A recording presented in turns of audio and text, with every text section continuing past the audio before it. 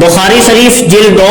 باب الوصیت بالنساء، عورتوں کے ساتھ خیرخواہی کرنے کا بیان، حدیث نمبر 5186۔ ابو ہریرہ کی روایت ہے، رسول اکرم علیہ الصلوۃ والسلام نے ارشاد فرمایا، استوصوا بالنساء خیرا، عورتوں کے بارے میں نیکی کی وصیت قبول کرو، فإنہن خلقن من ضلع، یعنی ان کے ساتھ بھلائی کا معاملہ کیا کرو اس لیے کہ وہ پسلی سے پیدا ہوئی ہیں، وإن أعوج شيء في الضلع أعلاه، اور پسلی میں اوپر والا حصہ ٹیڑھا ہوتا ہے، فإن ذهبت تقيمه، اگر تم اس کو سیدھا کرنے میں لگو گے، کسرتہ، تو تم اس کو توڑ دو گے۔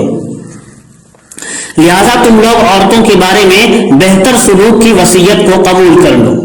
حاصل حدیث شریف یہی ہے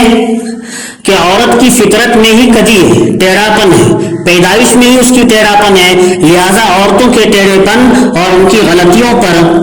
حتی الامکان جہاں تک ہو سکے صبر کرنا چاہیے، حسن سلوک اور اچھی تدبیر سے ان کی خطا اور کوتاہی کی اصلاح کی کوشش کرنی چاہیے۔ اچھے سلوک سے، اچھی تدبیر سے ان کی غلطیوں کی اصلاح کی کوشش کرے، طاقت کے زور پر ان کی اصلاح کی کوشش کی جائے گی تو نفع کے بجائے نقصان کا سبب بنے گی اور آپسی رشتوں میں تلخی کا باعث ثابت ہوگی۔ یعنی انسان اگر مار دھار سے اصلاح کی کوشش کرے گا تو بجائے نفع کے نقصان ہوگا۔ اللہ کے رسول علیہ الصلوۃ والسلام کے فرمان کا مقصد یہی ہے، اور آپسی رشتوں میں بھی تلخی اور کڑواہٹ کا باعث یہ عمل ثابت ہوگا۔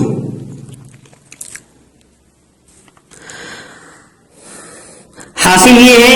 کہ امور دنیا میں ان کی کوتاہی سے صرف نظر کیا جائے، امور دنیا میں اگر وہ کوئی غلطی کر دیں تو صرف نظر کیا جائے،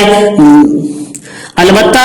دینی امور میں ان کی نگرانی کی جائے، نماز روزے کی پابندی کے لیے کہا جائے اور ان کو تنبیہ بھی کی جائے، لیکن سارے امور میں حتی الامکان شفقت اور نرمی کا پہلو ہی اختیار کرے۔ علماء نے اس حدیث شریف کی شرح میں یہی تحریر فرمایا ہے۔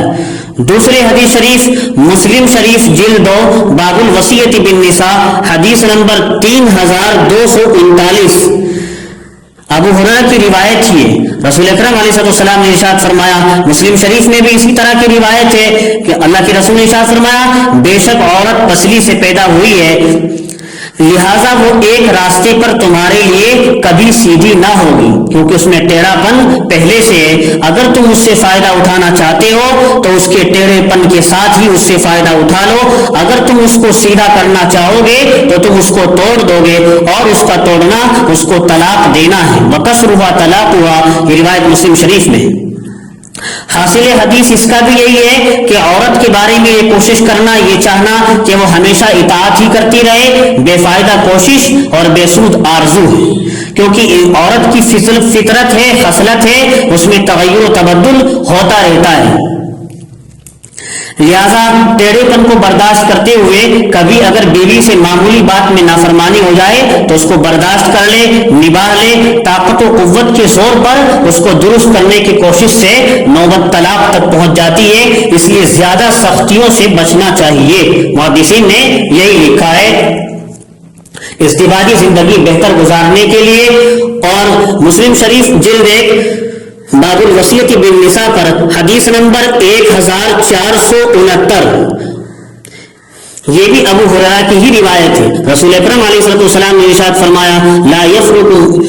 لا يفرق مؤمن مؤمنة ان کرہ منها خلقا رضی منها آخر، رسول اکرم علیہ السلام نے ارشاد فرمایا، کوئی مسلمان مرد کسی مسلمان عورت سے نفرت نہ کرے، اگر اس کی ایک عادت بری لگے گی تو اس کی دوسری عادت اچھی بھی لگے گی۔ حاصل حدیث اس کا بھی علماء نے یہی لکھا ہے کہ عورتوں کے ساتھ، خصوصاً بیویوں کے ساتھ حسن معاشرت سے پیش آنا چاہیے، ان کے عیوب سے چشم پوشی کر کے ان کے اچھے اخلاق پر نظر رکھنی چاہیے۔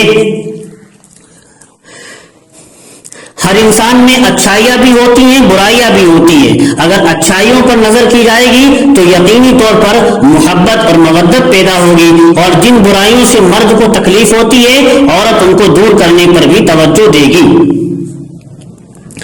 اور بخاری شریف جلد 2 میں حدیث نمبر 4942 عبداللہ ابن زمعہ کی روایت ہے، رسول اکرم علیہ السلام نے ارشاد فرمایا، لا یجلد احدکم امرأته جلد العبد، کوئی آدمی تم میں سے اپنی بیوی کو غلام کی طرح کوڑے سے نہ مارے۔ اب اس حدیث پر علماء نے کیا لکھا ہے وہ اہم بات سننے کی ہے۔ عنوان قائم کیا ہے بیوی کو مارنے کی کب اجازت ہے، محدثین اور علماء نے۔ تو قرآن کریم کی آیت سے یہ بات معلوم ہوتی ہے اگر بیوی نافرمانی کرے تو اس کی اصلاح کے لیے اولاً تو نرمی سے اس کو شوہر سمجھائے، اگر سمجھانے سے باز نہ آئے تو بستر کی علیحدگی اس سے اختیار کر لے، اس سے بستر الگ کر لے تاکہ وہ شوہر کی ناراضگی کا احساس کر کے نادم اور شرمندہ ہو۔ اگر کوئی عورت ان دو کاموں سے باز نہ آئے تو اس کو معمولی مار مارنے کی اجازت ہے، لیکن یہ مار معمولی ہونے کے ساتھ جس کا نشان نہ آئے، معمولی ہونے کے ساتھ چہرے پر ہرگز نہ ہو۔ آپ علیہ السلام کو فرمانے مبارک ولا تضرب الوجه، چہرے پر مت مارو۔ اور ابو داؤد شریف میں آپ علیہ السلام نے ارشاد فرمایا لا يسأل الرجل فيما ضرب امراته، بوقت ضرورت بیوی کو مارنے والے شوہر کی گرفت نہ ہوگی۔ یہیں سے یہ بات بھی سمجھ لی جائے کہ بوقت مجبوری نظام خانہ، گھر کا نظام چلانے کے لیے اور گھر کے نظام کی اصلاح کی خاطر شریعت نے شوہر کو معمولی طور پر بیوی کو مارنے کی رخصت اگرچہ دی ہے، رخصت اور اجازت اگرچہ دی ہے، لیکن علماء اور فقہا نے کہا ہے کہ نہ مارنا ہی بہرحال بہتر ہے، ہر حال میں بہتر اور اولا ہے۔ چنانچہ اجازت دینے کے ساتھ ساتھ آپ علیہ السلام نے آگے حدیث شریف میں یہ بھی ارشاد فرمایا وَلَن يَضْرِبْ خِيَارُكُمْ، شریف مرد اپنی عورتوں کو مارنے کی سزا نہیں دیتے بلکہ دوسری سزاؤں سے ہی کام چلاتے ہیں۔